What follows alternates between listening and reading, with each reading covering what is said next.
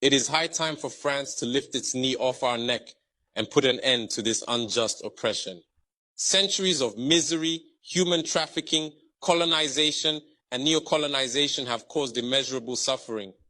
It's time to put an end to this cycle of oppression. It's high time for France to leave us alone. It's time for France to take a cue from its European neighbors and learn a valuable lesson in independence. Germany is the leading economic power in Europe, significantly surpassing France, which is ranked as the third or fourth largest economic power globally. Germany does not exploit any country, any colony. I can mention Italy, I can mention Spain, who had colonies before, but who do not exploit anyone, who do not interfere, who do not impose leaders in their former colonies. On what grounds does France believe it can continue to impose leaders on us and make choices on our behalf? This must come to an end. And the emerging Africa, the African youth, the African elites, and the African diaspora all stand united in saying no, it cannot continue any longer. France's hypocrisy is evident and pervasive in daily life.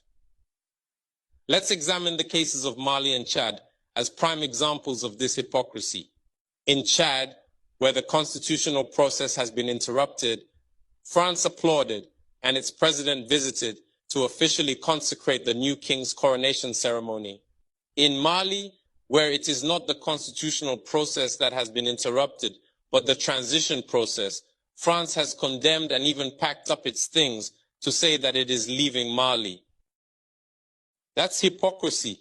It's the double standard. It is the double language that France employs in its dealings with Africa. During our questioning of Mr. Jean-Yves Le Drian regarding the situation in Ivory Coast and France's decision to allow a third term, he provided a clear explanation. He stated that while he accepted the third term for Ouattara, he refuses it for Belarus. He emphasized that France has condemned the situation in Belarus and has actively encouraged the European Union to do the same. Le Drian explains that in Belarus, millions protested, unlike Ivory Coast, where there were no mass demonstrations on the streets. This is how France deals with African issues. Personally, we expect absolutely nothing from France. We desire her to cease meddling in our matters so that the people of Senegal can exercise their freedom of choice rather than being influenced by France's selection of a candidate using the tactics we are aware of. We begin by targeting individuals, adorning them with the Legion of Honor or a similar knightly rank, enlisting them in Masonic lodges, and informing them to prepare themselves as they will be next in line. Even the hypothesis that Macky Sall may not succeed, we know who is being prepared by France.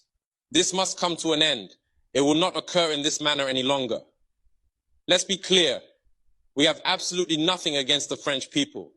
In France, both political and citizen voices are rising to hold and express the same discourse as the one I am currently presenting to you. For example, the deputies, such as Mrs.